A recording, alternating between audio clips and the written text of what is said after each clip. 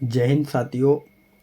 जैसा कि हमारे देश में एक माहौल बना चुका है कि एक समुदाय को टारगेट किया जा रहा है कि दिवाली का सामान उनसे ख़रीदें जो आपके पैसों से दिवाली बना सके। तो इस तरह के कुछ संगठन माहौल बना रहे हैं नफ़रतों के। तो मैं यही कहना चाहता हूँ कि इससे बिल्कुल परेशान होने की ज़रूरत नहीं है, क्योंकि ये वो लोग हैं जिनको किसी की गरीबी से, किसी के रोज़गार से और किसी भी तरीके के किसी के रोज़गार से, आमदनी से, देश की जीडीपी से इनका कोई ताल्लुक़ नहीं है। क्योंकि हम जिस मुल्क में रहते हैं वहाँ हिंदू, मुसलमान, सिख, ईसाई सब आपस में मिल बाँट के रहते हैं। अगर मान लीजिए कोई एक मकान ही बना रहा है तो उसमें अगर कोई ईंटें लेके आ रहा है तो अलग समुदाय के इंसान से भट्टे की ईंटें आएंगी, रेत अलग समुदाय से आएगा। और मान लीजिए लेबर ही काम कर रही है और उस मकान को 20 लोग बना रहे हैं मान लीजिए, तो उस 20 लोगों में 20 लोग अलग अलग धर्म के, अलग अलग जाति के होंगे। अब जो लोग इस तरह से नफ़रत का माहौल बना रहे हैं वो सिर्फ़ और सिर्फ देश को नुकसान पहुंचाने वाला काम कर रहे हैं। और ये कोई बहुत बड़ी तादाद में लोग नहीं हैं, ये सिर्फ 2-3% लोग हैं। इन्हें किसी चीज़ से मतलब नहीं है, तो इससे बिल्कुल घबराने की ज़रूरत नहीं है।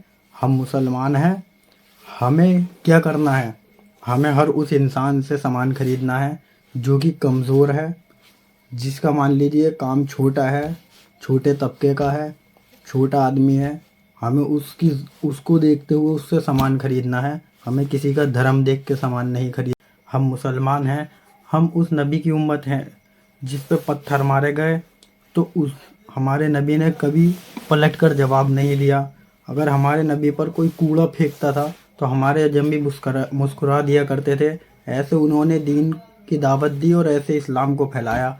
तो हम भी नफ़रत के हिसाब से हम अगर चलेंगे तो कभी भी हम इस्लाम का एक अच्छा पैगाम नहीं दे सकते। हमें नफ़रत का जवाब मोहब्बत से देना है, इंसानियत से देना है। तो जो भी लोग गरीब हैं, मेरा कहने का मकसद ये है, मान लो कोई फल फ्रूट बेच रहा है और हिंदू समुदाय का है और मान लीजिए छोटा मोटा आदमी है, तो हमें उससे भी सामान ख़रीदना है, मुसलमान से भी ख़रीदना है, किसी का धर्म देख के नहीं ख़रीदना है। क्योंकि मान लीजिए कोई हिंदू कुछ सामान खरीद बेच रहा है, मुस्लिम एरिया में रह रहा है, हम उससे कुछ सामान नहीं खरीदेंगे तो उसके हो सकता है बच्चे भूखे मर जाएं किसी दिन को।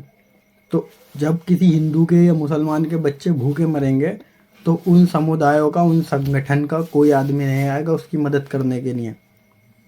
तो इस नफ़रत के माहौल को मोहब्बत से बदलना हमें। और फिर मैं ये कहना चाहूँगा कि बेरोज़गारी बढ़ेगी तो क्राइम बढ़ेगा, बेरोज़गारी बढ़ेगी तो हर तरह की चोरी डकैती बढ़ेगी। क्योंकि रोज़गार बढ़ेगा तो देश में खुद ही खुद अमन आता चला जाएगा, खुशहाली आती चली जाएगी। तो जो लोग किसी के रोज़गार पर हमला कर रहे हैं वो नफ़रती गैंग है, उनसे आपको किसी तरीके से डरने की ज़रूरत नहीं है, घबराने की ज़रूरत नहीं है। रोज़गार देने वाला अल्लाह है। खुद मैं जो देता हूँ, मैं माल जाता, मेरा हिंदू लोगों को माल जाता और सब लोग मुझसे मोहब्बत करते हैं और मुझसे कहते हैं कि तलहा भाई आपके माल में जो क्वालिटी है और जो रेट आ, तो खुद हिंदू भाई मुझसे मोहब्बत करते हैं और मुझसे कहते हैं कि हम आपसे ही माल लेंगे, जब तक जिंदा कारोबार आपसे ही करेंगे क्योंकि आपका मिजाज ही अलग है। तो ये है, इस तरह के लोग हैं हमारे देश में। हमारे मोहल्ले में है एक, पूरे मुस्लिम एरिया में एक परचून की दुकान है और सबसे ज़्यादा लोग उसी आदमी से सामान लेते हैं। हिंदू की दुकान है और सबसे ज़्यादा लोग उससे सामान लेते हैं और 20 साल उनको हमारे पास रहते हुए हो गए, हमारे बीचों बीच रहते हैं मुसलमानों के, और उन्हें हमसे कोई दिक्कत नहीं हुई आज तक। और आप कभी भी आके उनसे पूछ सकते हैं, प्रमोद उनका नाम है। और वो यहाँ से घर बेच कर भी चले गए थे अपना, मगर कहीं और गए, उसके बाद उनका वहाँ काम नहीं चला अपने समुदाय के लोगों में, फिर यहीं आए, उनका यहीं वापसी बढ़िया काम चला। यहाँ सब कुछ ख़त्म करके चले गए थे, दोबारा यहाँ आए, फिर दोबारा यहाँ उनका काम बढ़िया चल रहा।